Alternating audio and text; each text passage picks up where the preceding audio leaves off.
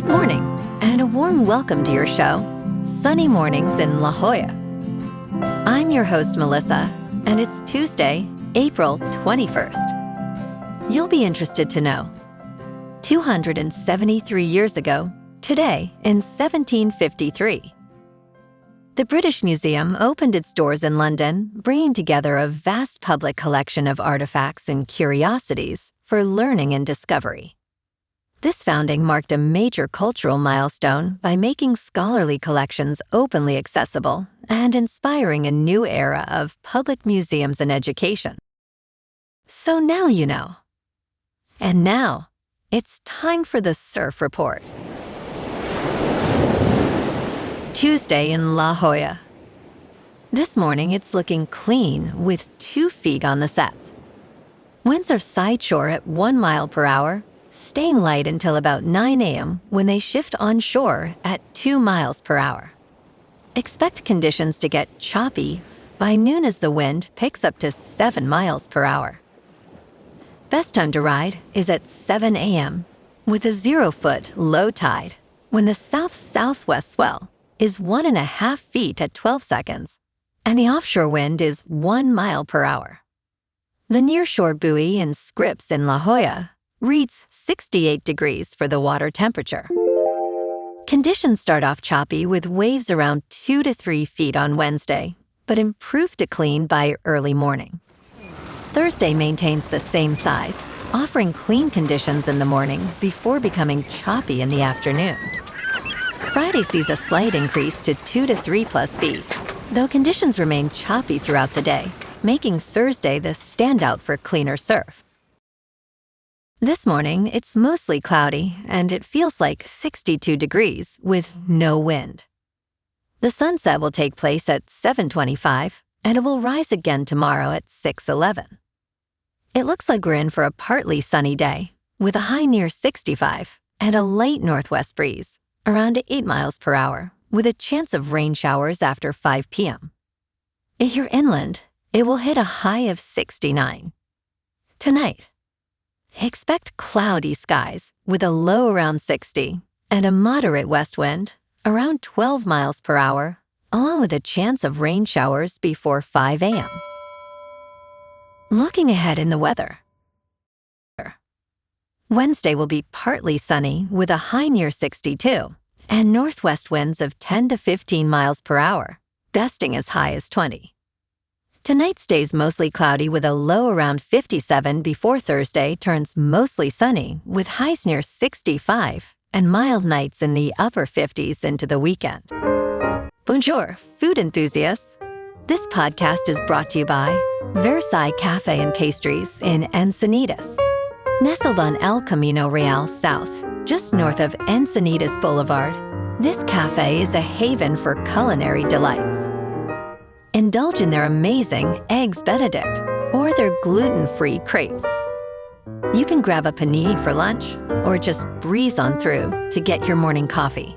They are open every day from 8 to 5. So stop on by and don't forget to tell them Sunny Morning sent you. In local news, improvements to a trail along San Diego's Ruffin Canyon have been completed, providing better access to yet another of the city's urban canyons and helping connect 2 neighborhoods. City leaders and park rangers celebrated the upgrades, which include relocating some trails, restoring wetlands, and adding several pedestrian footbridges connecting Serra Mesa and Mission Valley. A new trailhead has opened at the edge of the Escala private community, north of Friars Road and Fenton Parkway. Although the community is gated, public access to the trailhead is available from a tunnel in the Fenton Marketplace Shopping Center.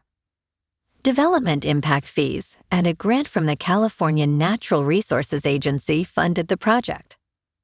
The newly upgraded trail is now open to hikers and cyclists, providing another opportunity for San Diegans to enjoy the region's natural spaces.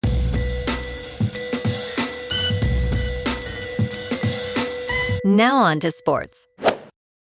The National Basketball Association playoffs saw C.J. McCollum and the Atlanta Hawks erupt in the fourth quarter, stunning the New York Knicks with a final score of 107-106. This victory in Game 2 at Madison Square Garden on Monday night tied the series at 1 win each, as it now shifts to Atlanta on Thursday. Despite trailing by 12 points entering the final period, the Hawks outscored the Knicks 20-9 in that quarter. The Knicks could only manage 15 points and shot 5 of 19 from the field during those crucial 12 minutes. In local sports, the Padres are absolutely rolling. They took 2 of 3 from the Angels over the weekend and extended their winning streak to 2 with dominant pitching performances. Michael King was stellar Sunday, scattering just 1 hit over 5 innings with 6 strikeouts for the win. Mason Miller locked down his 8th save of the season. San Diego is now 15-7, riding a 9-1 stretch over their last 10 games. Tonight they head to Denver to face the Rockies at Coors Field at 5:40. Randy Vasquez takes the mound looking to keep the momentum going. The Padres have been dominant in this matchup, winning all 4 games against Colorado earlier this season. Even at altitude in a hitter's park, this team's got the right form right now. Meanwhile, San Diego SC stays out west tomorrow night, traveling to Houston to face the Dynamo at 5:30. The expansion club is sitting 8th in the Western Conference at 3 wins, 2 losses, and 2 draws. Houston just picked up a road win against Orlando and will be looking to build on that at home. It's a critical Western Conference matchup for San Diego, another chance to climb the standings. In top news, scientists may have accidentally found a way to reverse hair loss without drugs. What if the cure to male pattern baldness was inside us all along? Research suggests the cure to male pattern baldness might be sugar. The team simulated testosterone-based balding in mice and treated them with deoxyribose sugar, which stimulated blood vessel formation and ultimately caused hair regrowth. Researchers say that the sugar treatment is just as effective as minoxidil, the active ingredient in Rogaine, a hair loss treatment currently on the market. Hereditary pattern baldness affects roughly 40% of people, and no, it is not exclusive to men. In business news, Connie Ballmer, wife of former Microsoft Chief Executive Officer Steve Ballmer, has given $80 million to National Public Radio, with strings attached. This donation represents roughly 7 years' worth of government funding after cuts were made by Trump and Congress, but is only a fraction of the organization's full annual budget of $300 million. Despite the additional funds, NPR may still cut jobs, as the money is intended for digital innovation rather than expanding coverage. Catherine Marr, the NPR president and chief executive officer, is reportedly expecting layoffs. Ballmer stated, "An informed public is the bedrock of our society." In crypto movement, Bitcoin is up 2% to about $76,000. Ethereum is up 1% to about $2,000.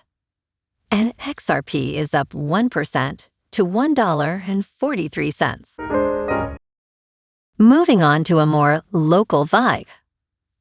In our community spotlight on health and wellness, we are working with a national Pilates studio to bring you some free classes, so listen up. Check out Club Pilates, with several locations in the San Diego area. Pilates presents a comprehensive wellness approach, cultivating strength, reducing tension, and elevating mental well-being. Scientific research affirms its benefits. So now you can check out Club Pilates for a free class, with locations in Encinitas, Solana Beach, Oceanside, La Jolla, and more.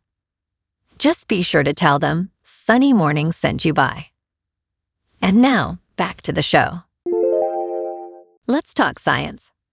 Scientists finally understand why birds were the only dinosaurs to survive the end Cretaceous mass extinction. On the final day of the Cretaceous period, Approximately 66 million years ago, Earth was home to a dazzling variety of dinosaurs. In North America, the super predator Tyrannosaurus rex stalked its favorite prey, the three-horned Triceratops. A massive asteroid struck the Gulf of Mexico, triggering earthquakes, tsunamis, and wildfires, leading to years of darkness and cold. 3 out of every 4 species became extinct, marking one of the worst moments in Earth's history. This event spawned a pervasive myth in science. And in entertainment news, since he was just 16, Steven Spielberg has been directing science fiction, building worlds, weaving dreams, and looking beyond our earthly experience. After photographing him in Los Angeles, we talked to him about a life spent watching the skies. A twinkly mothership plays 5 unforgettable notes. A boy and his extraterrestrial friend ride BMX bikes across the moon. Magnetic levitation cars zoom around 2054 Washington. Tripods emerge from the ground, vaporizing fleeing humans into dust. His work attests to Spielberg's status as science fiction's premier filmmaker, from Close Encounters of the Third Kind to E.T. and beyond. Well, alrighty folks, it's time for the quote of the day. And today, our quote comes from the American naturalist and essayist John Burroughs. And he said, "The lure of the distant and the difficult is deceptive. The great opportunity is where you are." And that's a wrap for this morning. You can check out our Instagram, YouTube, and TikTok for some captivating aerial videos with local news and the surf reports. Have an amazing day, my good friends. We'll see you tomorrow with another episode of Sunny Mornings in La Jolla.